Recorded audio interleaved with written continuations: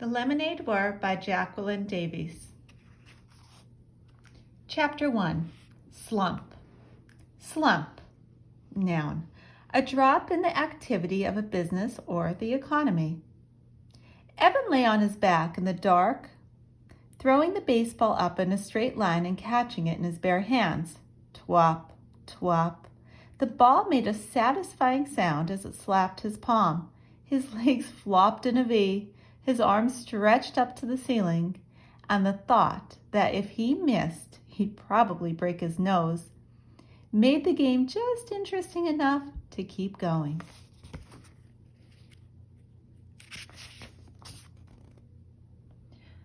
On the floor above, he heard footsteps, his mother's, and then a long, loud scraping sound. He stopped throwing the ball to listen. His mother was dragging something heavy across the kitchen floor, probably the broken air conditioner. A week ago, right at the beginning of the heat wave, the air conditioner in his mother's attic office had broken. The man from Sears had installed a brand new one, but left the old one sitting in the middle of the kitchen floor. The Treskys had been walking around it all week. Scrape. Evan stood up. His mom was strong, but this was a two-person job. Hopefully she wouldn't ask him why he was hiding in the dark basement, and hopefully Jessie wouldn't be in the kitchen at all. He'd been avoiding her for 2 days now, and it was getting harder by the minute. The house just wasn't that big. Evan had his hand on the railing when the scraping noise stopped. He heard footsteps fading to silence, and she had given up. Probably the heat, he thought. It was that kind of weather, giving up kind of weather. He went back to lying on the floor, twop, twop. Then he heard the basement door open. Psh.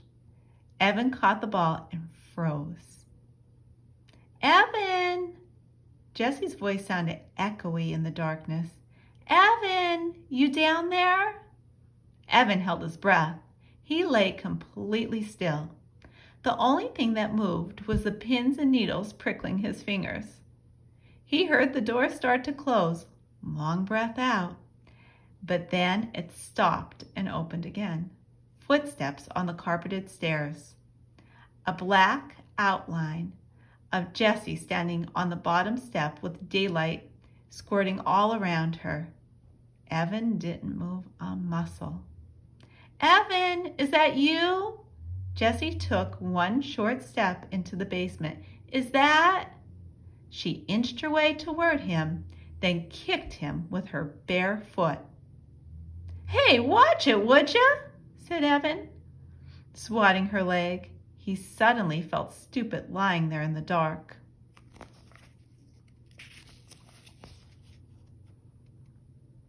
I thought you were a sleeping bag, she said. I couldn't see.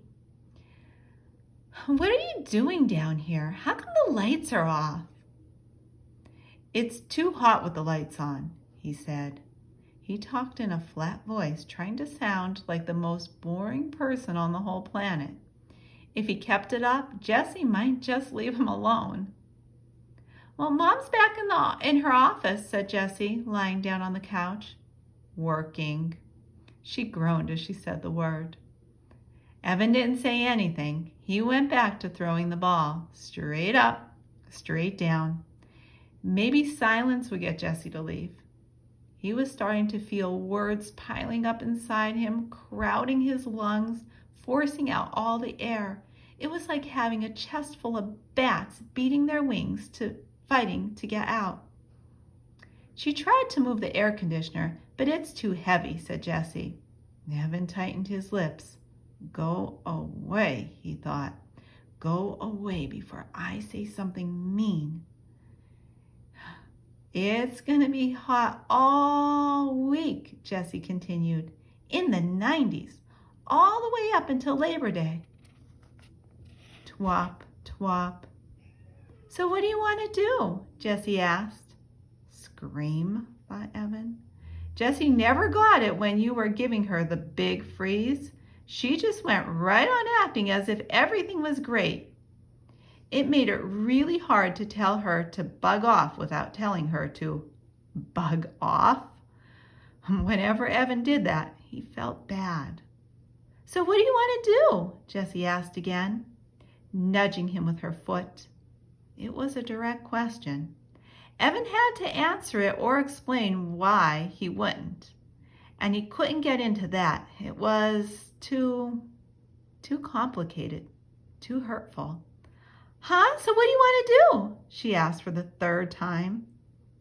"I'm doing it," said Evan. "Nah, come on, for real." "For real," he said. "We could ride our bikes to the 7-Eleven, she said. "No money," he said. "You just got $10 from Grandma for your birthday." "Spent it," said Evan. "On what?" "Stuff," Evan said. "Well,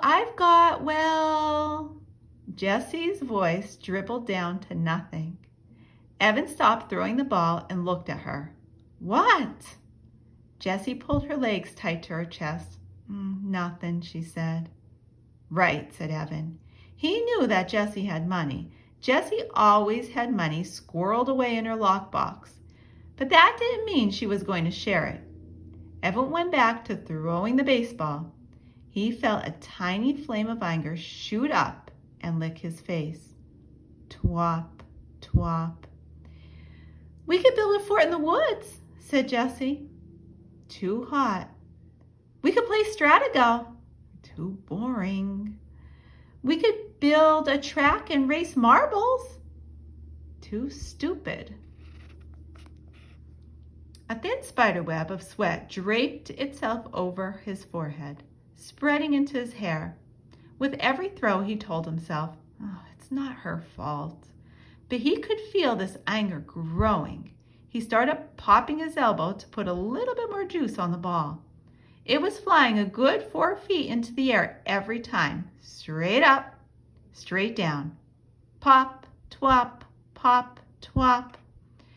The bats in his chest were going nuts. "What is the matter with you?" asked Jessie. "You've been so weird the last couple of days." "Aw, man, here they come." "I just don't want to play a dumb game like Stratago," he said. "You like Stratago. I only picked that because it's your favorite game. I was being nice, in case you hadn't noticed." "Look, there are only 6 days left of summer, and I'm not going to waste them playing a dumb game." Evan felt his heartbeat speed up. Part of him wanted to stuff a sock in his mouth, and part of him wanted to deck his sister. "It's a stupid game, and it's for babies, and I don't want to play a stupid baby game." Pop, twop, pop, twop. "Why are you being so mean?" Evan knew he was being mean, and he hated being mean, especially to her. But he couldn't help it. He was so angry and so humiliated and so full of bats, there was nothing else he could do except alone. And she'd taken even that away from him. "You're the genius," he said. "You figure it out." Good. That would shut her up for once. Evan watched the ball fly in the air. "Is this because of the letter?" Jessie asked. Crack! Evan had taken his eyes off the ball for 1 second, just for 1 second, and the ball came crashing down on his nose. Crud! Oh, crud! He curled over onto his side, grabbing his nose with both hands. There was a blinding, booming pain right behind his eyes that was quickly spreading to the outer edges of his skull. "Do you want some ice?" he heard Jessie ask in a calm voice. "What do you think?" he shouted. "Yeah?" She stood up. "No, I don't want any stupid ice." The pain was starting to go away like a humongous wave that crashes with a lot of noise and spray, but then slowly fizzles away into nothing. Evan rolled to a sitting position and took his hand away from his nose. With his thumb and index finger, he started to pinch the bridge. Was it still in a straight line? Jessie peered at his face in the dim light. You're not bleeding, she said. Yeah, well, it hurts, he said, a lot. Well, it's not broken, she said. You don't know that, he said. You don't know everything, you know. You think you do, but you don't. It's not even swollen. You're making a big deal out of nothing. Evan held his nose with one hand and hit his sister's knee with the other. Then he picked up the baseball and struggled to his feet. Leave me alone. I came down here to get away from you, and you just had to follow. You ruined everything. You ruined my summer, and now you're going to ruin school. I hate you. When he got to the bottom of the steps, he threw the baseball down in disgust. Thud.